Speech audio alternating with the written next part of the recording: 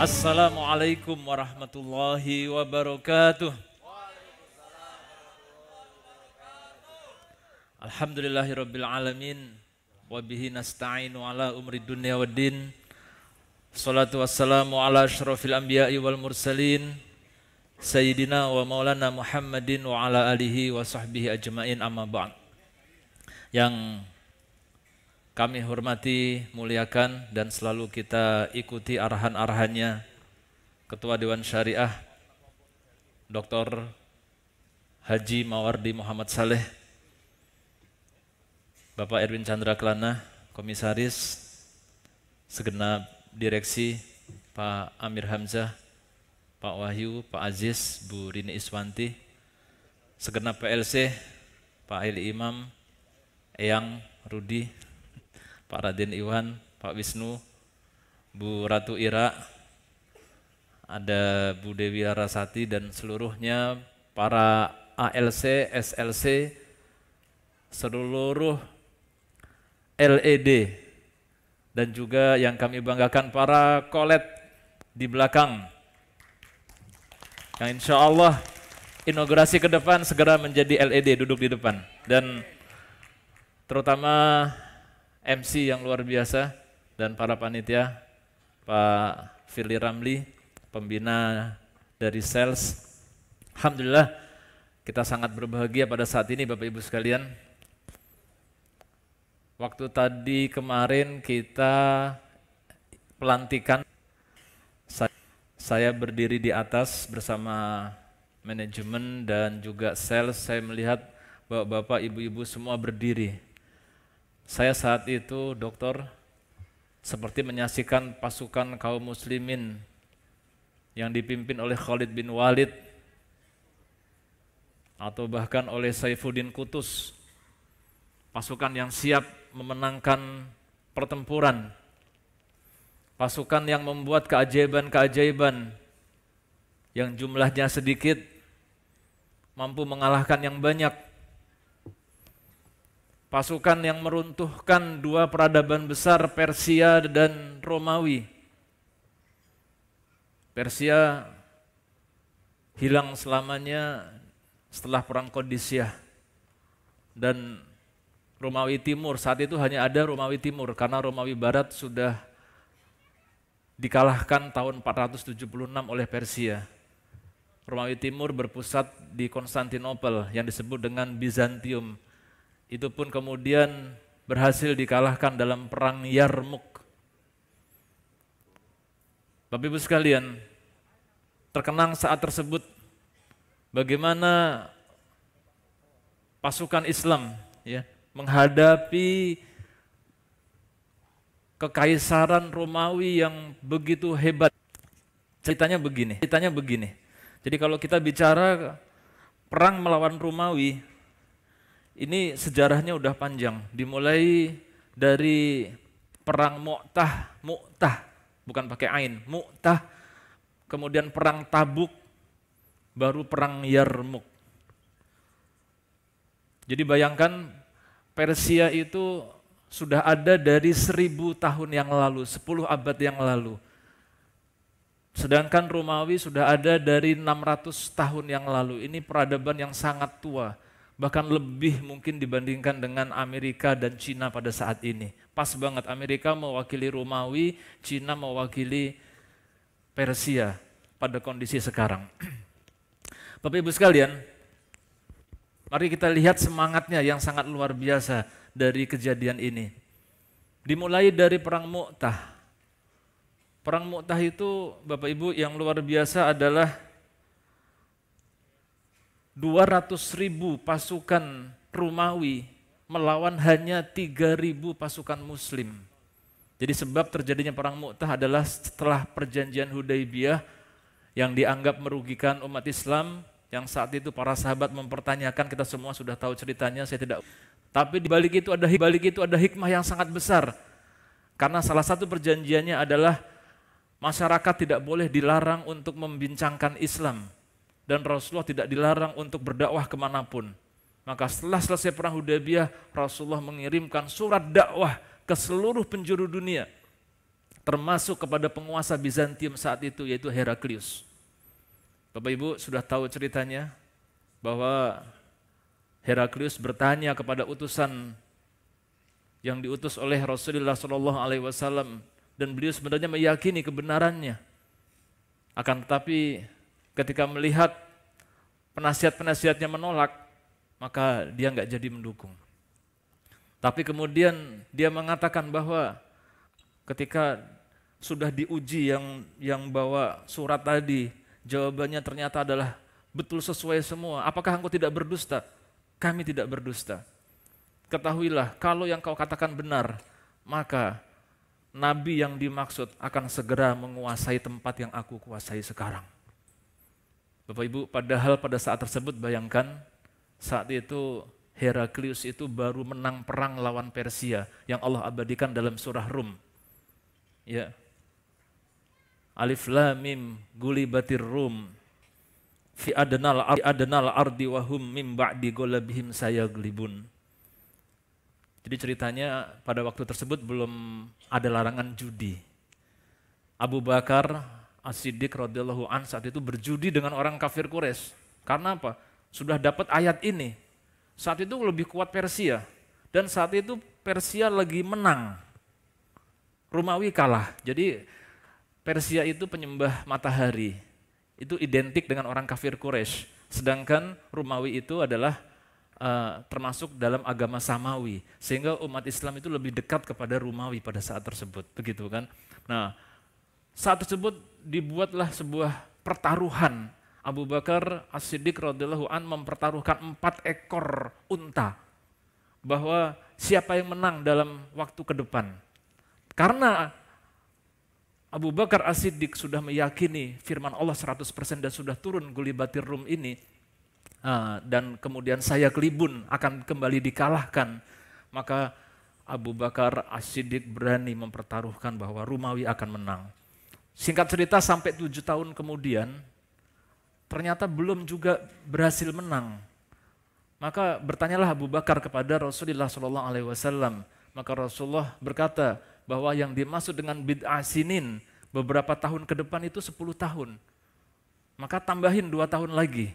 Sehingga, dan betul belum genap 2 tahun, pada tahun ke-8 menjelang ke-9, Romawi akhirnya mengalahkan Persia, menguasai seluruh dataran Syam. Syam itu berarti Suriah, Palestina, dan Damsyik dan seterusnya dikuasai kembali oleh pasukan Rum. Jadi bayangkan, lagi kuat-kuatnya Romawi saat itu, ketika menerima dakwah, Heraklius mengatakan, kalau yang kau katakan benar, maka nabimu itu akan segera menguasai tempat ini. Bapak Ibu, dan sebagai bukti bahwa Heraklius membenarkan, walaupun dia tidak masuk Islam, dia kirimkan hadiah yang begitu banyak. Nah, itulah yang terjadi ketika pada masa dikirimkan surat dakwah. Akan tetapi ketika Rasulullah kemudian pada tahun 622 Masehi mengirimkan kemudian ada beberapa yang dibunuh. Nah, ada beberapa yang dibunuh. Nah, dibunuh, utusan-utusan Nabi dibunuh. Sehingga bentuk perang ini adalah bentuk kemarahan dari umat Islam karena utusan-utusannya dibunuh oleh orang-orang Romawi. Walaupun yang membunuh nanti ada Bani Ghosaniyah dan lain-lain yang berada di tengah-tengah tersebut. Maka Bapak bayangkan 3.000 menghadapi 100.000. Dan singkat cerita, kita nggak usah cerita panjang lebar, 3.000 orang mengalahkan 100.000, Bapak Ibu. Saat itulah dalam perang Mu'tah tersebut Rasulullah menugaskan 3 panglima, yaitu siapa saja? Dia adalah Zaid bin Harisah, Ja'far bin Abi Thalib, dan yang ketiga adalah Abdullah bin Rawaha, dan ketiga-tiganya syahid. Bahkan Ja'far bin Abi Thalib yang sangat fenomenal, megang bendera, tangannya putus, dipegang tangan kiri, kakinya putus, dijepit pakai paha. Akhirnya beliau syahid dan tidak kurang dari 90 tusukan pedang dan panah menghujani tubuhnya. Akhirnya dipegang oleh Abdullah bin Rawaha, beliau syahid juga, dan kemudian Khalid bin Walid mengambil alih. Dan pada saat tersebut, singkatnya umat Islam mencapai kemenangan. 3.000 mengalahkan 100.000. Sehingga ketika pulang ke Madinah, Rasulullah SAW memberikan gelar kepada Khalid bin Walid sebagai Saifullah, pedang Allah. Oke, singkat cerita begitu Bapak Ibu. Nah, Heraklius kemudian dendam. Dia dendam, kenapa bisa 100.000 dikalahkan oleh 3.000? Maka dia mempersiapkan 400.000 pasukan dalam persiapan perang Tabuk untuk membalas dendam Bapak Ibu. Dan kemudian sudah masuk ke wilayah Arab, sebagian wilayah Arab sudah dikuasai. Maka Rasulullah pada saat tersebut masih ada dan Rasulullah memimpin langsung pertempuran dalam perang Tabuk ini. Maka Rasulullah mengumpulkan pasukan yang terbanyak yang pada saat itu pernah dikumpulkan, yaitu 30.000 pasukan. 30.000 melawan 400.000, 1:10 lebih, subhanallah. Bapak Ibu, apa yang terjadi kemudian dalam perang Tabuk ini? Saat itu terjadi musim panas yang amat sangat luar biasa. Sehingga Heraklius dan komandannya mengatakan, nggak mungkin orang Arab itu sampai ke sini, nggak mungkin. Onta saja mati, nggak mungkin manusia bisa sampai di sini. Pada kenyataannya, pasukan kaum muslimin sudah sampai mendekati daripada pasukan Romawi. Sehingga apa yang terjadi? Mereka bukan manusia, kabur. Pasukan Romawi yang berjumlah ratusan ribu kabur Bapak Ibu sekalian. Dan umat Islam kemudian pasang tenda, nungguin 10 hari. Khalid bin Walid, kita kejar, kita tumpas mereka. Kata Rasulullah, perang sama mereka masih panjang, nanti perang lagi sama dia. Sekarang kita pulang dulu, baru pulang dulu. Betul, memang habis itu ada perang lagi. Itu daya lihat Rasulullah, emang nubuat ya, beliau bisa melihat ke depan. Perang Tabuk menang lagi Bapak Ibu sekalian. Hingga akhirnya kita berjumpa dengan perang Yarmuk, perang yang sangat luar biasa. Ini mohon perhatikan karena ada mindset yang sangat penting dalam menciptakan kemenangan di sini Bapak Ibu. Maka muncullah sebuah legenda yang bernama Khalid bin Walid. Saifullah, pedang Allah yang tidak pernah dikalahkan. Kenapa? Ya dia dianggapnya pegang pedang dari langit. Sehingga semua pertempurannya menang, nggak pernah kalah. Itu bikin gentar orang Romawi. Padahal Romawi pasukannya, infanterinya, kavalerinya, pasukan berkudanya, pasukan gajahnya, sangat lengkap sekali, ratusan ribu Bapak Ibu. Maka tibalah saatnya perang Yarmuk, perang yang sangat menentukan. Dan perang Yarmuk ini diawali dengan perang-perang kecil. Dan diantaranya dalam episode perang kecil itu, salah seorang komandan besar, jenderal besar yang bernama Georgius Theodorus atau panggilannya Jurja. Beliau adalah adik daripada Heraklius. Jadi suatu ketika pasukan bertemu, biasa duel dulu kan. Majulah si Jurja ini, Georgius Theodorus, maka menantang Khalid bin Walid. Bapak Ibu, maju ke depan. Khalid bin Walid memang yang paling hebat ketika duel seperti ini. Dan duel ini terjadi berkali-kali. Dan Khalid bin Walid selalu menang. Ketika bertanding baru ada lemparan tombak sebentar ditangkis, si Jurja berhenti dan dia melakukan dialog. Nanti dialognya kita saksikan nanti. Ada filmnya, singkat saja. Bagaimana kemudian dia rasa takjubnya dia kepada Khalid. Dia bertanya begini, "Ya Khalid, boleh aku bertanya kepadamu? Silahkan. Apa betul engkau mendapatkan pedang dari langit? Apa betul engkau mendapatkan pedang dari Allah?" Maka Khalid dengan kejujurannya berkata, enggak mungkin. Sungguh pada nabi membawa risalah yang benar. Dan di antara kami ada yang membenarkan dan ada yang mendustakan. Dan aku termasuk yang mendustakan. Tapi kemudian Allah memberikan hidayah kepadaku. Aku berhasil memenangkan pertempuran denganmu pada perang Mu'tah. Dan Rasulullah memberikan gelar kepadaku pedang Allah atau Saifullah. Kemudian jelaskan aku tentang Islam, jadi nggak perang malah ngobrol. Maka kemudian Jurja ini kemudian dia banting pedangnya dan perisainya. Dan aku masuk Islam. Maka beliau dibawa ke pasukan kaum muslimin. Dan beliau sempat sholat 2 rakaat. Dan kemudian berperang di samping Khalid bin Walid. Dan inilah orang yang sangat beruntung. Masuk Islam baru sebentar banget, cuma sempat sholat 2 rakaat, langsung memperoleh syahid dan jannah. Subhanallah. Bapak Ibu sekalian, Maka ini menggentarkan mental daripada pasukan Romawi. Apa yang terjadi berikutnya? Pasukan Romawi semakin down. Jumlah 240.000 tapi nggak punya mental. Karena di hadapan mereka dibayangkan adalah mereka berhadapan dengan pasukan yang ajaib. Pasukan yang nggak pernah kalah. Berapapun jumlahnya nggak pernah kalah. Mereka down mentalnya. Sampai ketika perang, mereka menggunakan strategi bahwa kaki mereka diikat satu sama lain. Diikat, jadi biar nggak kabur. Kemudian pakai strategi turtle, dia pakai perisai. Nah, di model begitu ketakutan. Maka pasukan muslimin dengan leluasa, kakinya disabet, kena lo, loncat ke atas, dibunuh dari atas. Nanti kita lihat filmnya Bapak Ibu. Sebentar. Lihat bahwa mental pemenang itu sudah ada muncul.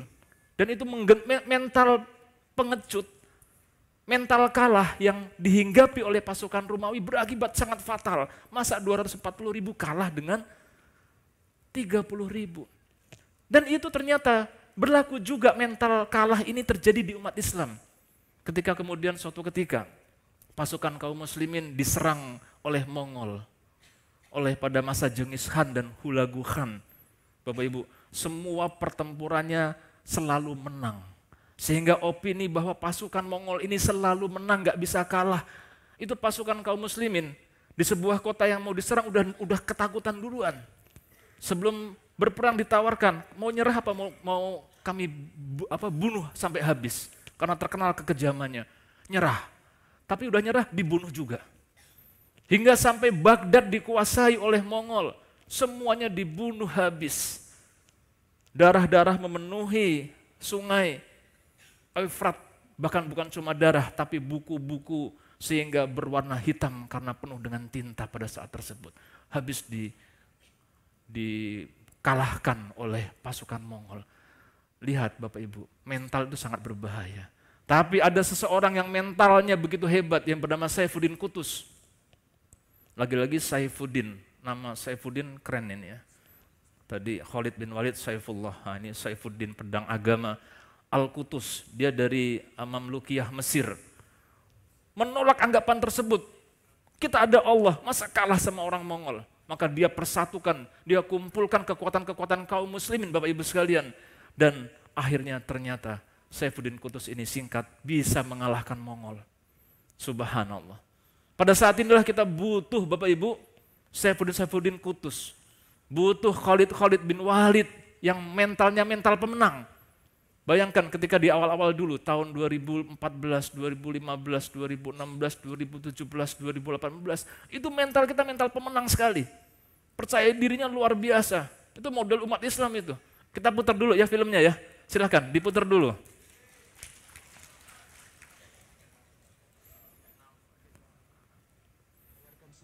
Suara. Kaum muslimin mau angkat kaki dari Syam, negeri yang dikuasai Romawi Timur. An ta'udu ila biladikum allati ji'tum minha. Stop dulu. Wa an ta'khudhu kull ma ghanimtum min asy-Syam wa tamdu bisalam. Hold. Ala an la ta'udu li ghazwi asy-Syam thaniyan. Stop dulu, di pause saja, di pause. Jadi ketika sudah mau perang, saking ngepernya orang Romawi, dia memberikan penawaran, "Wahai kaum muslimin, kalian datang ke sini tuh karena kelaparan, daerah kalian gersang. Maka begini deh, gak usah perang. Bawa semua onta sama kuda kalian. Kami penuhi dengan semua harta pampasan. Kalau kurang kami tambah lagi. Kalian pulang. Tahun depan kalian datang lagi, kami penuhi lagi. Pulang lagi, gak usah perang. Untuk mengurangi korban nyawa." Tapi apa jawaban dari kaum muslimin? Jawabannya luar biasa. Daripada Khalid bin Walid, dia mengatakan, "Kami haus darah. Dan kami dengar darah yang paling manis darah kalian orang Eropa." Ditolak mentah-mentah Bapak Ibu. Ngeper nggak coba lihat. Itu perang urat saraf yang luar biasa ya. Kami haus darah dan kami dengar darah yang paling manis adalah darah orang-orang Romawi. Kita teruskan.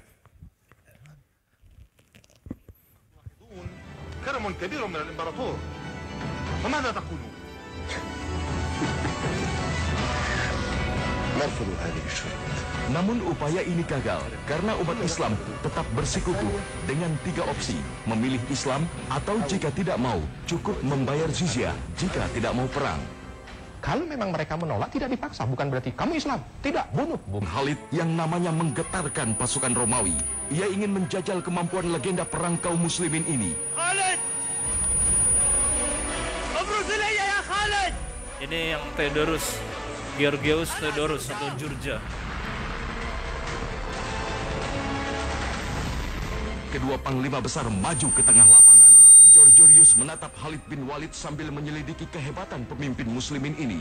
Dalam hatinya ia bertanya, sebenarnya apa rahasia kehebatan Walid? Apakah karena mendapatkan pedang dari Allah sehingga mendapat julukan pedang Allah?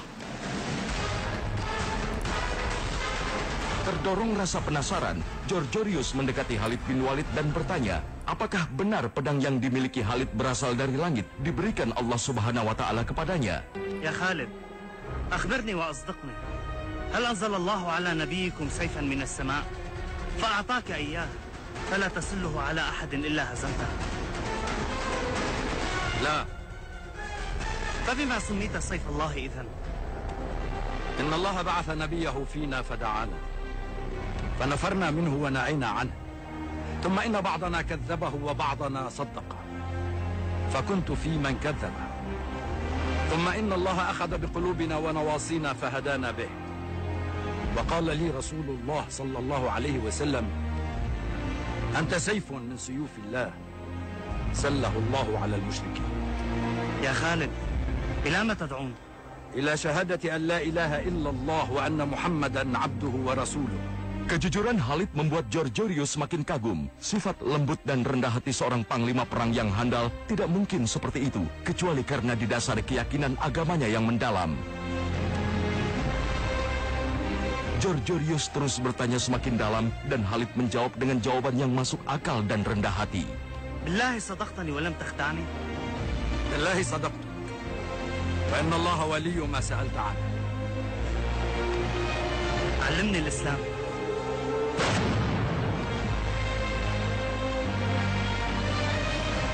Hingga akhirnya, di luar dugaan Khalid bin Walid, Georgius tiba-tiba membuang senjata dan tamengnya, meminta pada Khalid untuk mengajarinya tentang Islam. Hidayah Islam mengetuk hati sang jenderal Romawi.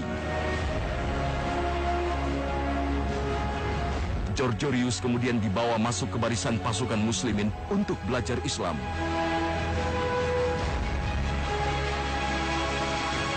Diawali dengan bersuci dan sholat 2 rakaat. Karena di tengah pertempuran, hanya itulah yang diketahui Georgius tentang Islam. Dan hanya itu pula amal ibadah yang ia lakukan selama memeluk Islam. Namun keimanan sudah melekat dalam hatinya.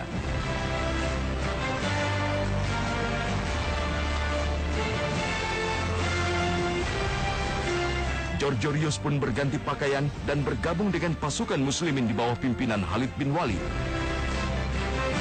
Tentu saja tindakannya ini membuat pasukan Romawi semakin kehilangan arah. Apalagi Georgius juga membocorkan strategi perang Romawi pada Khalid. Tentu saja keislamannya menyumbang peran besar bagi umat Islam di perang Yarmouk. Marhaban bika bainana ya Jirja.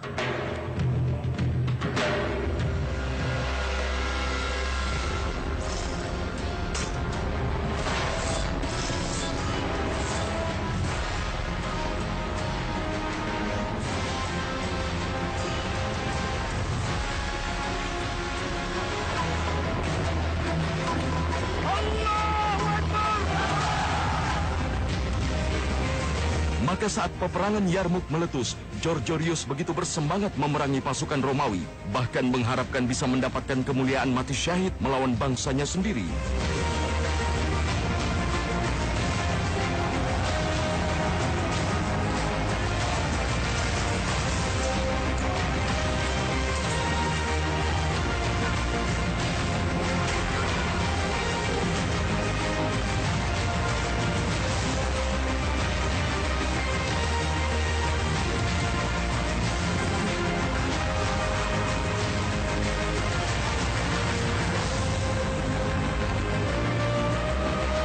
Georgius pun akhirnya berhasil mendapatkan kemuliaan yang dicita-citakan oleh semua pasukan muslimin. Ia gugur menemui syahidnya.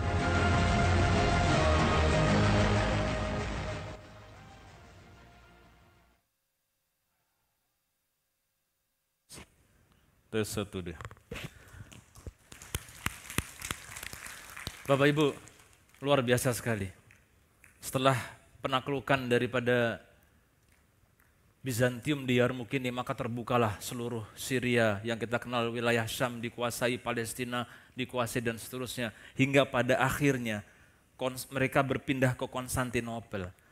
Dan saat itu Raja Heraklius ada patungnya sekarang di daerah Yarmuk ya. Yarmuk itu nanti berbatasan dengan Tiberias, di sananya sebelah utaranya dengan Palestina dan seterusnya. Itu ada patungnya Heraklius dan dia mengatakan bahwa selama tinggal kota yang indah, selamanya aku tidak akan pernah bisa ke sini lagi. Nah, begitu. Sudah nyerah. Karena tahu betul sebenarnya dia bahwa yang menyerang dia ini adalah Nabi SAW. Nah, Bapak-Bapak sekalian, di sini kita bisa ambil kesimpulan. Kuncinya di mana? Mental. Pasukan Islam pun bisa kalah. Ketika kalah terus dari Mongol. Sebabnya apa? Mentalnya mental kalah. Si Mongol punya mental menang. Tapi ketika seorang Saifuddin Qutuz tidak mau menyerah, dia bisa break mindset bahwa orang Mongol pun dengan izin Allah, kita ada Allah, kenapa mesti takut? Bisa kita kalahkan, dan ternyata bisa dikalahkan. Bapak Ibu, kita sudah pernah semua ke Turki, Bapak Ibu. Betul ya? Bagaimana Konstantinopel ini adalah kota, ya, masih banyak yang belum. Makanya yang belum pengenlah ke Turki. Karena kita bisa belajar yang sangat luar biasa. Kita lihat bagaimana Laut Marmara, Teluk Selat Hormuz dan sebagainya, itu ada benteng yang begitu kuat sehingga itu adalah benteng terkuat di dunia. Tahun berapa ditaklukkan oleh Muhammad Al-Fatih? 1453. Tahun berapa Rasulullah menubuatkan bahwa akan difutuhkan Konstantinopel? 800 tahun sebelumnya. Telah ada berapa kali perang untuk menaklukkan Konstantinopel? Sudah ada 8 kali perang besar. Bahkan sudah dimulai sejak sahabat, yaitu Abu Ayyub Al-Ansari, betul? Beliau ketika ingin sesuai dengan janji Rasulullah, ingin menjadi sebaik-baiknya pasukan, maka beliau di usia 80 tahun, beliau datangi ikut berperang.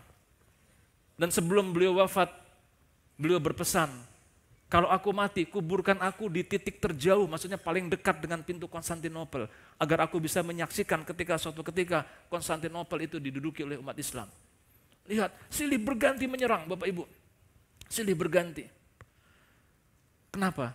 Mental pemenang yang dimiliki sehingga akhirnya berhasil. Dan sampai sekarang, alhamdulillah, Konstantinopel atau Istanbul, dulu Islambul dulunya, terus berada di pangkuan umat Islam. Nah, mental pemenang inilah yang harus kita miliki, Bapak Ibu sekalian.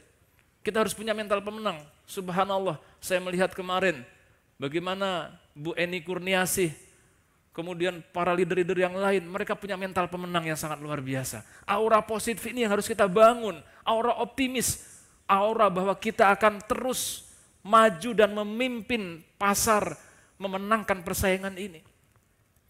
Kalau ada aura-aura negatif, itu harus segera disingkirkan, karena itu akan merusak.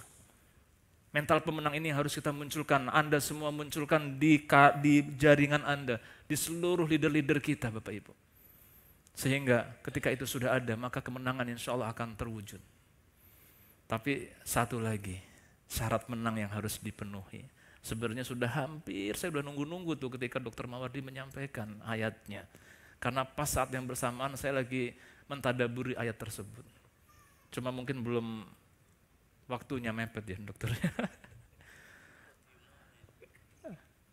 Yaitu ketika Dr. Mawardi menyampaikan, innalladzina qalu rabbunallahu tsumastaqamu tatanazzalu alaihimul malaikatu alla takhafu wa la tahzanu wa absiru bil jannati allati kuntum tu'adun. Nahnu awliya'ukum fil hayatid dunya wa fil akhirah. Orang-orang yang telah mengatakan Rabb kami adalah Allah, summastaqamu, kemudian dia istiqomah. Rasulullah ditanya, ya Rasulullah ajarkan aku satu kalimat yang kalau sudah diajarkan ini selesai semua urusan masuk surga. Apa kata Rasulullah kalimatnya? amantu billah sumastaqim. Karena rahasianya Bapak Ibu sekalian, rahasianya adalah siapapun yang istiqomah, maka nahnu auliyaukum. Kami, Allah, akan menjadi kekasihnya, pelindung orang-orang yang istiqomah tadi. Dan Bapak Ibu sekalian, mari kita lihat, jadi ada kata aulia, ada kata wali, ada kata kekasih Allah. Sinkron ayatnya dengan ala inna aulia Allahi la khaufun alaihim walahum yahzanun. Dan semua di sini adalah wali Allah. Menurut mufasir semua wali Allah, karena lanjutannya alladzina amanu wa kanu yattaqun. Yaitu orang-orang yang beriman dan bertakwa. Cuma makomnya berbeda-beda. Mari kita tingkatkan makom kedekatan kita kepada Allah Subhanahu wa taala. Karena kemenangan diberikan kepada waliullah.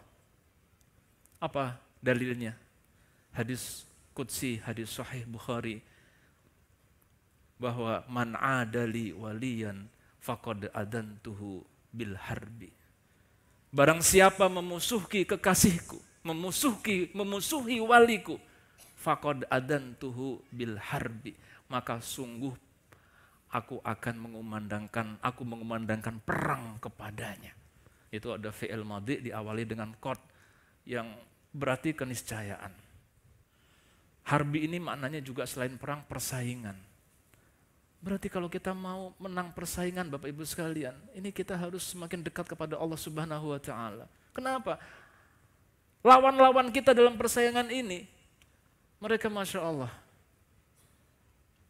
yang dari tingkat cemen, mainan tuyul, mainan jimat, pasti mainan dukun, sampai tingkat dewa yang menyembah iblis.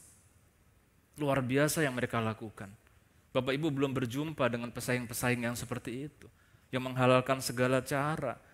Begitu terganggu omsetnya, kirim santet, tongkleng. Oh, itu terjadi, saya sudah mengalami Bapak Ibu sekalian. Saya sudah mengalami hal tersebut. Luar biasa. Mereka wali-wali syaitan, wali-wali iblis gitu. Maka kalau kita tidak menjadi waliullah, nggak akan bisa menang. Kita biasa-biasa saja, nggak akan bisa menang. Kita harus punya kedekatan yang luar biasa kepada Allah Subhanahu wa taala. Yang kemarin disampaikan Pak Rafiq Hananto, Bapak Ibu sekalian. Kalau kita sudah melakukan beberapa hal, hatta uhibbahu, hingga aku mencintainya. Kalau udah Allah cinta sama kita, beres, selesai Bapak Ibu. Selesai sudah. Nggak usah pusing omset, nggak usah pusing apapun, udah beres kalau sampai Allah mencintai kita. Hatta uhibbahu, hingga aku mencintainya. Artinya seorang waliullah ini kata kuncinya pada cinta Allah. Kalau sampai kita ini dicintai oleh Allah Subhanahu wa ta'ala.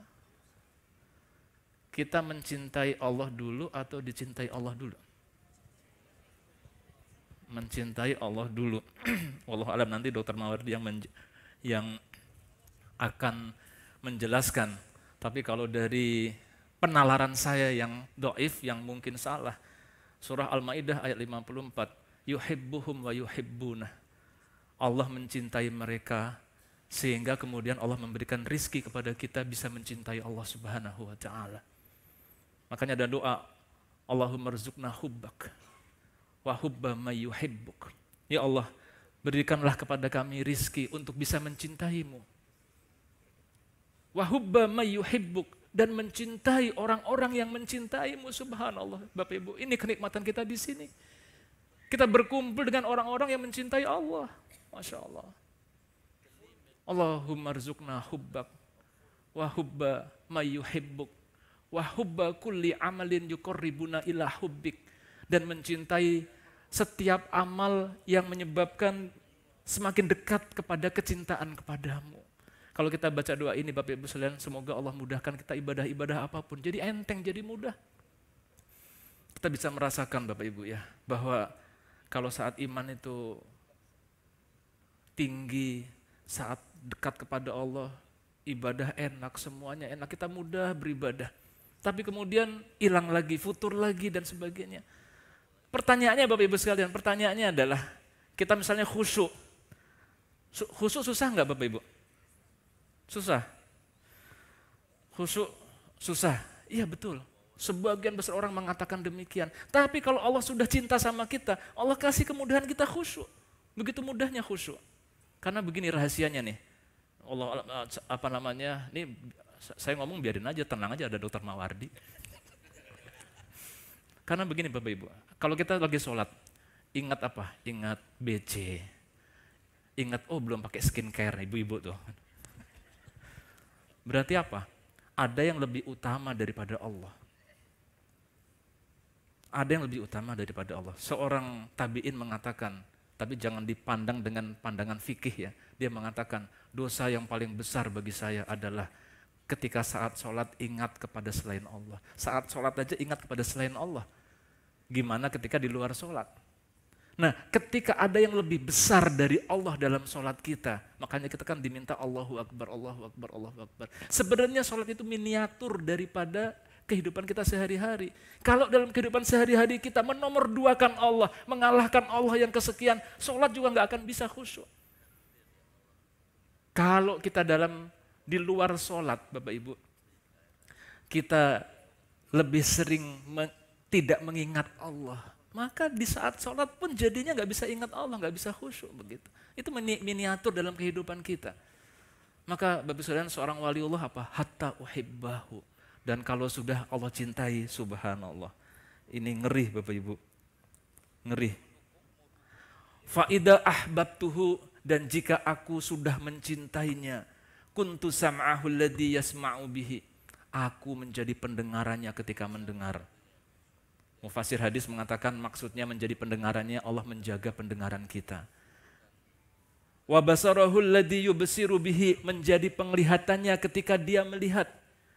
Wa yadahu allati yabtushu biha, menjadi tangannya ketika dia bertindak. Wa rijlahu allati yamshi biha, menjadi kakinya ketika dia berjalan. Jadi seorang waliullah ini, maka dia akan sangat dekat dengan Allah. Allah selalu terlibat dalam relung-relung hidupnya. Ma'iyatullahnya begitu kuat. Dan wa idza sa'alani la'utiyannahu, kalau dia minta kepadaku, pasti akan aku kasih. Ada lam taukid, ada nunnya dikasih tasdid lagi. Itu pasti dikasih. Subhanallah. Dan Bapak Ibu, sekarang begini, waliullah ya, kekasih Allah. Kalau masa dahulu ketika Islam cemerlang, ketika Islam memimpin dunia, kalau ada kekasih Allah yang Allah sayangi, Allah cintai, kemungkinan besar itu akan dikasih kewalian dari jalur kezuhudan. Orang yang zuhud, yang menjauhi dunia, itu akan menjadi kekasih Allah. Tapi di saat ini Bapak Ibu sekalian, saya kok berpikiran, kalau Allah menyayangi, mencintai seseorang, seorang ini pantas, dunia tidak ada di hatinya. Dia menyadari bahwa dunia ini adalah wasilah yang harus dikuasai. Saya yakin kok Allah akan memilihkan walinya itu adalah justru orang-orang yang akan masuk lewat jalur kesyukuran atau jalur perjuangan. Jadi saya baca buku, ada 7 jalur kewalian Dr. Mawardi. 7 jalur kewalian. Dan jalur pertama itu jalur ilmu. Jalur ilmu. Sehingga dikatakan bahwa Imam Syafi'i mengatakan bahwa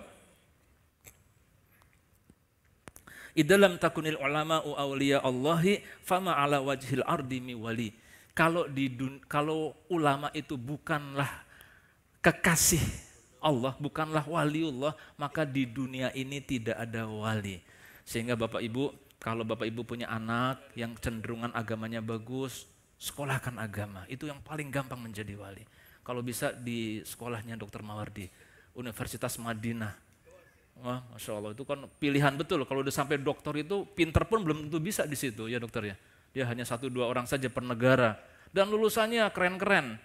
Dr. Hidayat Nur Wahid, Dr. Salim Segaf Al-Jufri, Ustadz Bahtiar Nasir, Dr. Mawardi Muhammad Saleh, Samsir Ali, Imam New York. Ada lagi Said Akil Munawar, Menteri Agama. Oh, subhanallah. Ini beliau cerita ketika beliau menjadi Menteri Agama, saat itu UIN itu banyak lulusan-lulusan Amerika sama Eropa. Ketika beliau jadi Menteri Agama, lulusan-lulusan Timur Tengah dimasukin. Sehingga konstelasi berubah ya. Akhirnya terutama di S1-nya itu banyak lulusan-lulusan Timur Tengah, termasuk Dr. Mawardi. Belum lulus udah dikasih NIP, dikasih nomor induk pegawai. Nah itu Said Akil Munawar itu, lulusan Madinah. Tapi Bapak sekalian berikutnya, kita cari jalur apa yang cocok bagi kita. Ada jalur kezuhudan, jalur kesabaran tertimpa musibah. Profilnya itulah Nabi Ayub alaihissalam. Jadi kalau kita ada sakit, Pak Rafiq sakit, syukuri saja itu. Itu sebagai wasilah buat semakin takarub kepada Allah Subhanahu wa taala. Dan kebanyakan para wali jalur ini, kebanyakan para wali. Tapi Pak Rafiq ini bisa masuk beberapa jalur. Jalur sakit bisa. Ada jalur kepemimpinan. Nabi Yusuf alaihissalam, Nabi Daud alaihissalam, Nabi Sulaiman alaihissalam, itu jalur kepemimpinan. Pak Rafiq Hananto bisa juga. Makanya nanti for gubernur 2024. Nah, itu. Jadi waliullah lewat jalur kepemimpinan, ya kan? Nanti kan kalau udah gubernur Jawa Tengah, penduduknya terpadat, presiden dikit lagi itu udah, Masya Allah. Makanya Abu Hurairah pernah berkata, 1 hari aku memerintah dengan adil karena Allah, lebih aku cintai daripada sholat 60 tahun. Nah itulah jalur kepemimpinan. Tapi Bapak Ibu sekalian yang kita lupa, ada jalur kesyukuran. Dan ini langka. Ternyata langka. Lebih banyak yang lulus adalah jalur kesabaran. Jalur musibah, lebih banyak yang syukur, yang berhasil. Kalau jalur kesyukuran ini orang yang Allah kasih dunia, tapi dia tidak terlena. Dia nggak lupa dengan dunia tersebut. Nah inilah kita. Dan yang jangan lupa ada satu lagi, jalur perjuangan. Di antara para nabi-nabi selain Nabi Muhammad SAW tentunya nabi siapa yang makamnya paling tinggi? Nabi Musa alaihissalam. Itu ketika Rasulullah Mi'raj, Nabi Musa itu di level langitnya itu di atasnya Nabi Ibrahim, nabi-nabi yang lain di atas. Apa faktornya? Nah, keilmuan dia ada, tapi faktor perjuangan. Dia melawan daripada Fir'aun. Ya, itulah jalur perjuangan. Nah, sehingga Bapak Ibu sekalian, wali ini seringkali diidentikan dengan karomah. Kita kenapa sih kok nggak bisa merasakan adanya keajaiban-keajaiban, karomah? Bukankah itu bisa meningkatkan keimanan kita, Bapak Ibu? Ya wajar, karena kita tidak mau mengambil jalur perjuangan. Jiddiyah kita, kesungguhan kita, mujahadah kita ini kurang. Tapi saya yakin bahwa Bapak Ibu sekalian yang sudah berjuang habis-habisan sampai ke pelosok-pelosok dengan niat yang benar, maka insya Allah akan didapat itu Bapak Ibu. Saya yakin sekali. Sehingga para ulama, saya banyak membaca Dr. Mawardi tentang kekaromahan ini. Ternyata kekaromahan itu ada 2 namanya. Karomah hisi sama karomah ma'nawiyah. Karomah hisi itu adalah karomah yang khariqul addah. Yang keajaiban-keajaiban yang terjadi, bisa jalan di atas air, bisa terbang di langit, bisa membaca, meramal dan sebagainya. Tapi Imam Syafi'i mengatakan jangan tertipu dengan orang-orang seperti itu. Karena kalau dia tidak waliullah bisa jadi wali setan, itu yang berbahaya. Sehingga para ulama kemudian mendefinisikan kalau mau melihat wali lihat 3 hal. Summa wali yu'rafu bisalasin. Wali itu dikenal dari 3 hal. Yang pertama adalah dia isarul haq, mengutamakan Allah Subhanahu wa taala. Jadi hidupnya motivasinya buat Allah, semuanya untuk Allah. Ketika dia memilih sesuatu keputusan, pengambilan keputusan, dia serahkan kepada Allah mana yang terbaik, maka dia sering istikharah dan seterusnya. Semuanya dikembalikan. Ibnu Qayyim Al-Jauzi dalam kitab Madarijus Salikin, derajat-derajat orang yang salik ini bahasa tasawuf, orang yang mendekatkan diri kepada Allah Subhanahu wa taala. Itu paling pertama nabi dan rasul. Nabi rasul pun ada yang ketemu Allah, ada yang bicara sama Allah, ada yang enggak. Tapi berikutnya adalah waliullah yang telah menyerahkan pengaturan hidupnya kepada Allah Subhanahu wa taala. Dan itu identik dengan Al-Hikamnya Ibnu Athaillah As-Sakandari. Nah, Bapak Ibu sekalian, maka kemudian yang pertama adalah isarul haq, yang kedua i'radu anil khalq, berpaling dari makhluk. Jadi makhluk ini tidak menjadi menguasai dirinya, dan yang ketiga yang paling penting iltizam sunnati bisidqi, dia iltizam kepada sunnah, kepada syariah dengan benar. Jadi kalau ada mengaku wali tapi dia enggak sholat, kiai kenapa enggak sholat? Bukankah fa'aqimus sholata li zikri, tegakkanlah sholat buat zikir, mengingat Allah. Nah, aku sudah punya metode untuk mengingat Allah, nggak perlu sholat lagi. Nah, itu wali setan kalau itu. Ya, nggak usah diikutin. Nah, sekalian, tapi yang menjadi prinsip kita adalah kita ini harus menjadi kekasih-kekasih Allah Subhanahu wa taala. Dan sekarang nih tanggal berapa nih?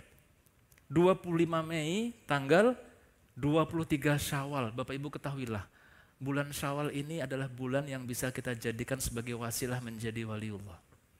Apa rahasianya Bapak Ibu? Orang beribadah itu ada 3 alasan. Yang pertama disebut ar-rajun, orang yang mengharapkan pahala. Kita pahala diberikan berlipat ganda, 10.700 kali, 30.000 kali saat Lailatul Qadar pada bulan Ramadan. Nah itu benar, nggak ada masalah. Kita semua sudah melakukannya. Kita bisa khatam Quran berkali-kali.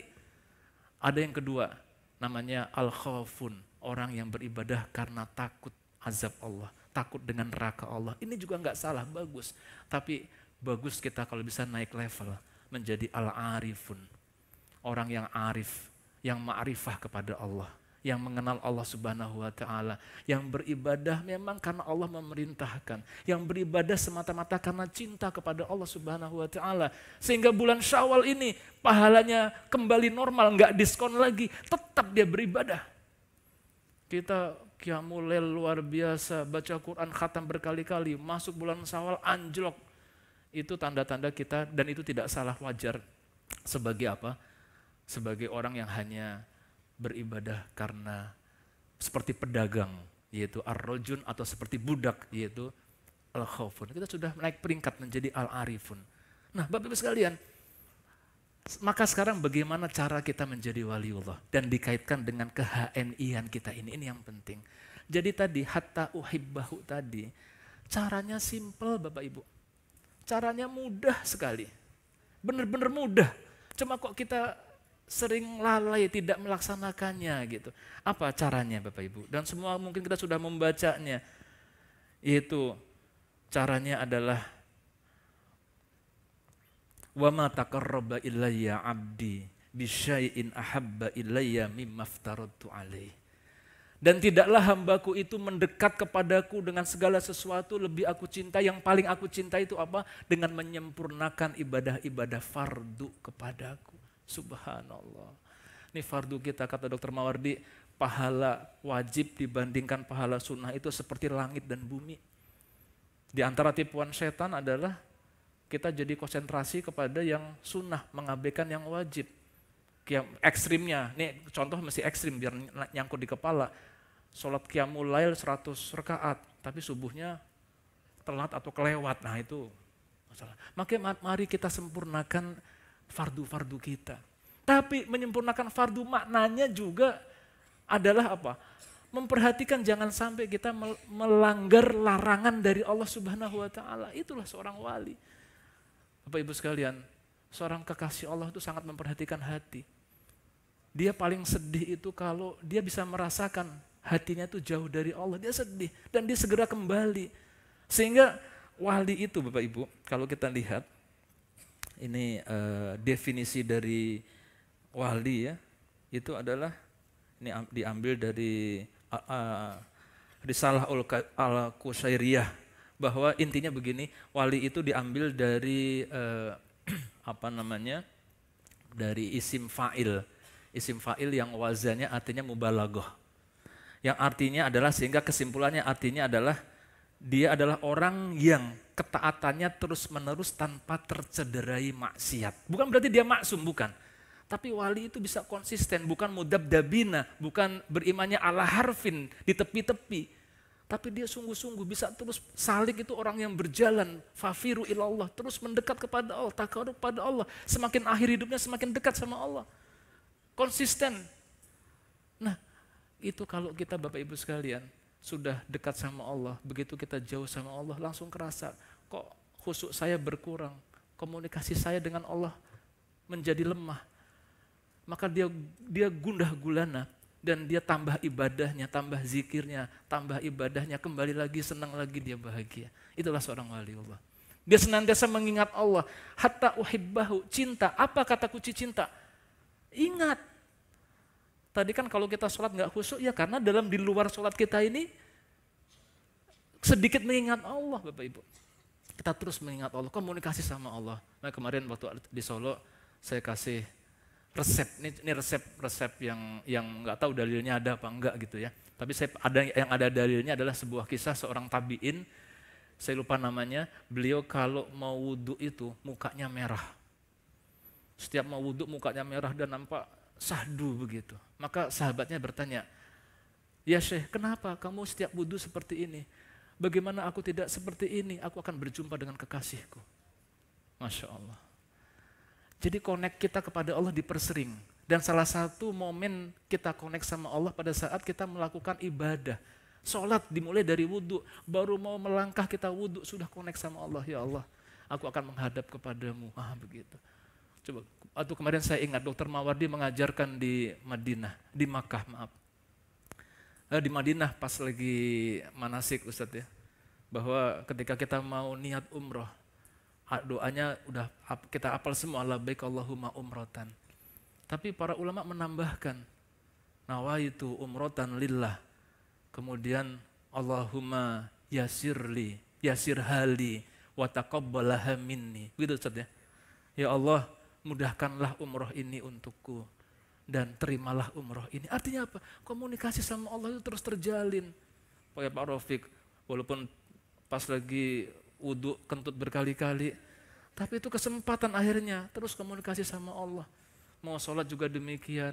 Nah ketika kita dalam sehari terus penuh ingat sama Allah Bapak Ibu, maka insya Allah saya yakin kita akan semakin dekat kepada Allah Subhanahu wa Ta'ala. Masya Allah. Bangun tidur, itulah juga kenapa kok kita doa-doanya lengkap. Bangun tidur, alhamdulillahilladzi ahyana ba'da ma amatana wa ilaihin nusyur.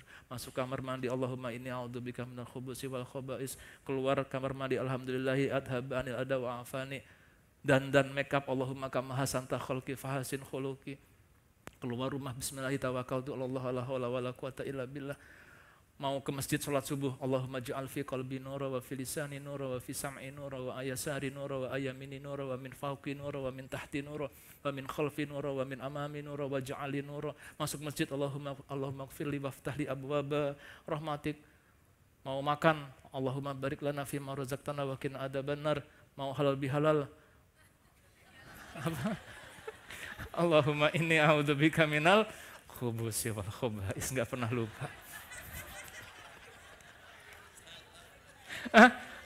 Salah ya. Allahumma jannibna syaitan.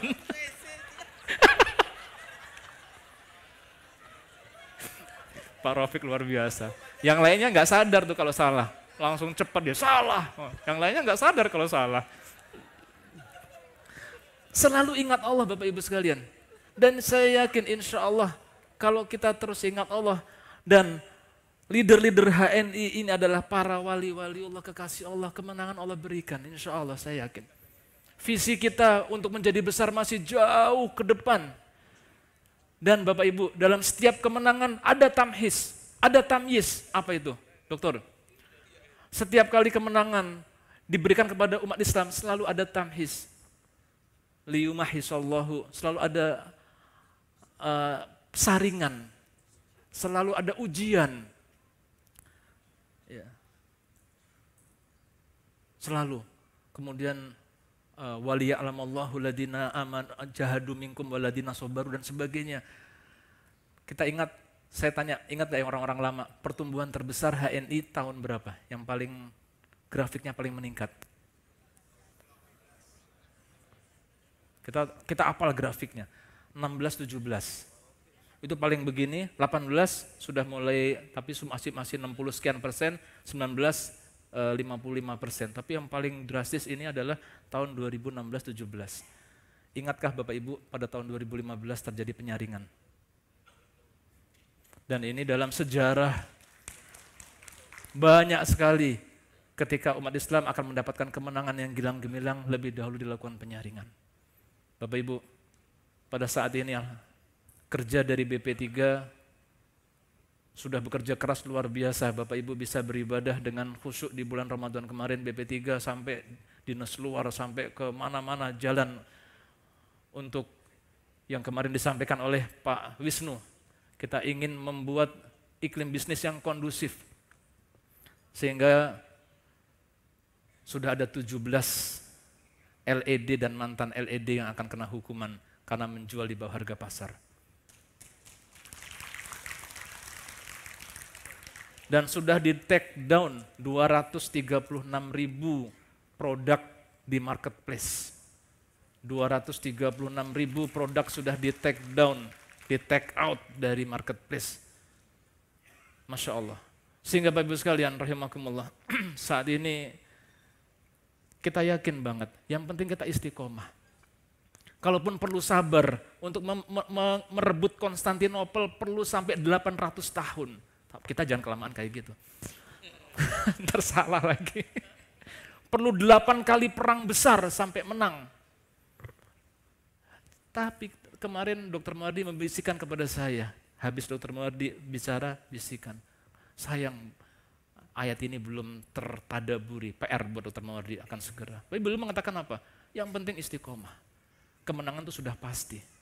Jangan sampai orang-orang yang tidak sabar mengambil jalan pintas, kemudian menyebabkan akhirnya bukan saja kita tidak mencapai tujuan, tapi hancur. Maka ayat yang tadi,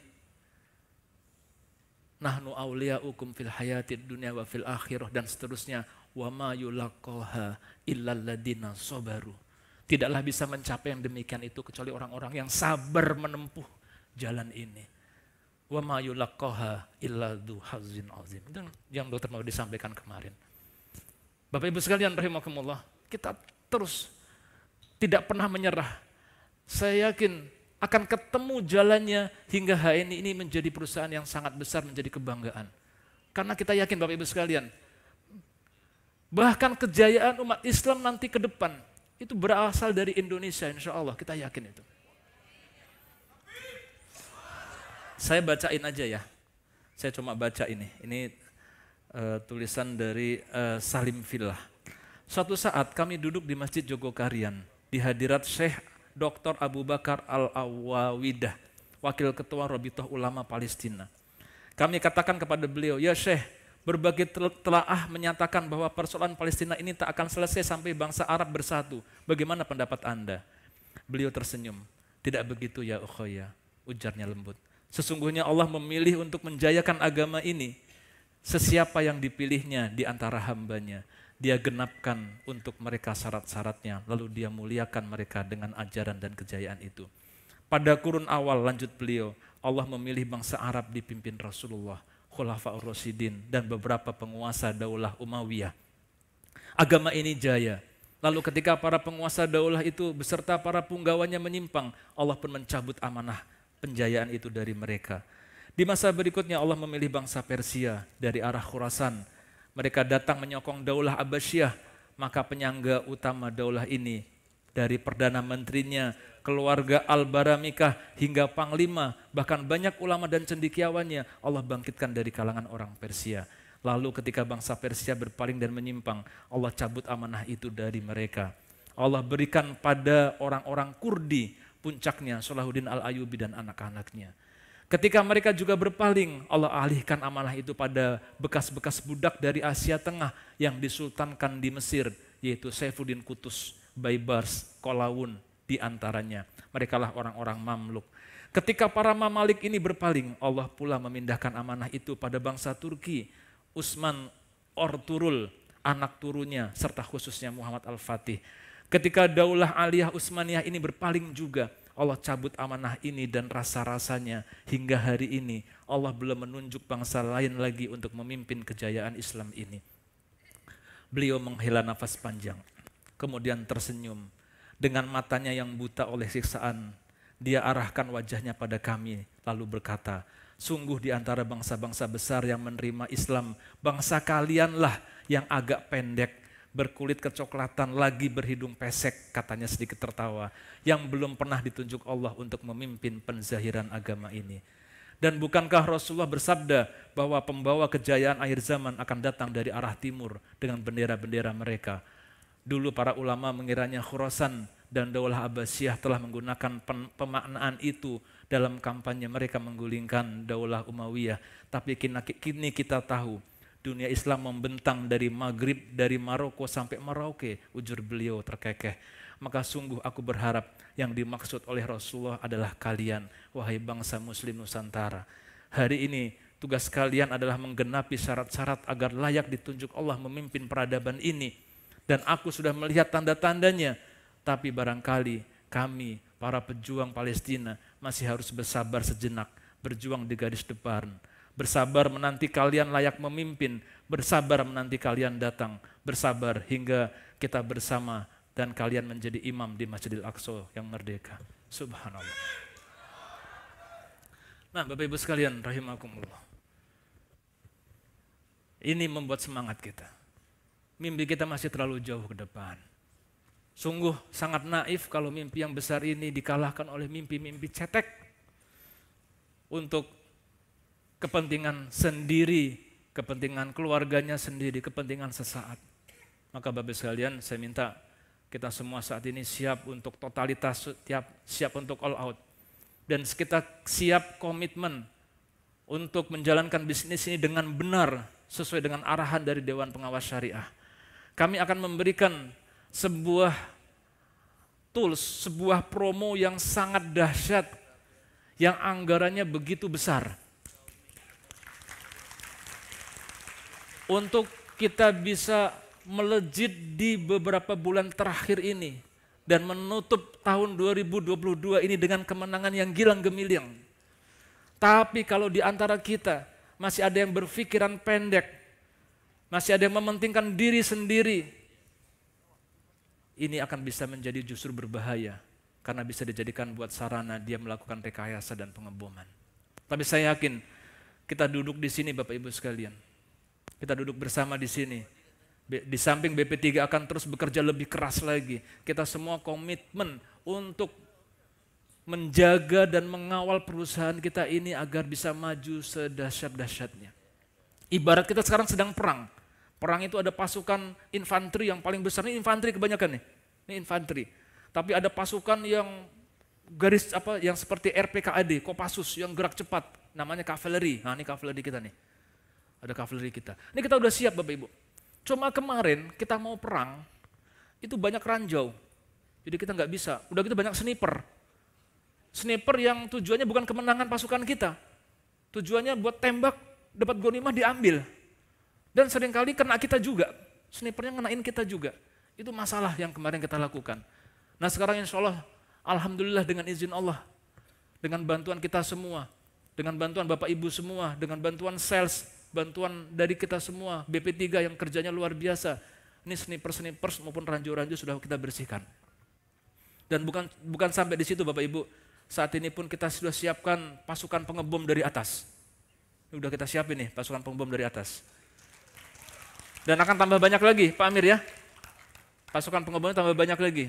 Influencer akan semakin banyak untuk mengenalkan produk HNI. Dan lebih hebat lagi Bapak Ibu sudah dibekali dengan landing page. Dan kita sudah bikin lagi landing page khusus yang dicantumkan oleh influencer tadi. Kalau ada yang tertarik dan mengklik Bapak Ibu, maka dia akan terkonek dengan agen stok aktif terdekat. Akan terkonek bukan dengan CRM HNI, bukan. Nggak boleh. HNI nggak boleh merekrut. Tapi akan terkonek kepada agen stok terdekat yang ada kriterianya. Dia aktif. Kalau nggak aktif, nggak diconteng aktif, dilewatin. Sehingga ini kesempatan kita untuk memberitahukan kepada jaringan kita, ayo agen stok aktif. Karena insya Allah akan dapat limpahan ini. Ya, karena orang yang mengklik landing page tersebut teridentifikasi berada GPS-nya di mana, ketika dia ingin kontak siapa yang bisa membantu saya akan dihubungkan dengan agen stok yang terdekat, agen stok aktif yang terdekat. Sehingga ini akan menjadi kekuatan yang luar biasa. Udah gitu amunisinya ditambahin nih. Sekarang amunisinya AK-47 yang canggih-canggih. Udah. Ini benar-benar nanti Pak Amir akan memberikan ya Pak Amir ya. Amunisi yang begitu dahsyat luar biasa, program yang kemarin dibilang sama Pak Basit ya, kita itu menunjukkan manajemen sangat welcome dengan masukan-masukan dari para leader maupun para agen. Program bagi 1000 motor, dengan syarat yang gampang banget, mudah banget syaratnya. Jadi kita saatnya nih bergairah, Bapak Ibu saya yakin habis diumumkan sama Pak Amir Hamzah, udah pengen buru-buru check out aja udah check out, tapi jangan dulu, ntar panitia bingung masih ada acara lagi. Karena masih ada speech ya, dan lain-lain. Karena kita siap untuk mendidih pikiran perasaan kita ini yang tidak sabar lagi menyampaikan kepada jaringan kita, menghidupkan kembali mesin-mesin kita, sehingga terbayang optimisnya seperti mindset dari pasukan Khalid bin Walid, seperti mindsetnya Saifuddin Qutuz, bahwa kemenangan itu akan kita capai Bapak Ibu, optimisnya 100%. Bukan kita buang sudah yang pikiran-pikiran negatif kemarin, lupakan semuanya, kita sekarang berpikir positif, kenang masa-masa indah tahun 2016, 17, 18, itu kita hadirkan kembali sekarang. Terima kasih, salam sukses untuk semua. Assalamualaikum warahmatullahi wabarakatuh.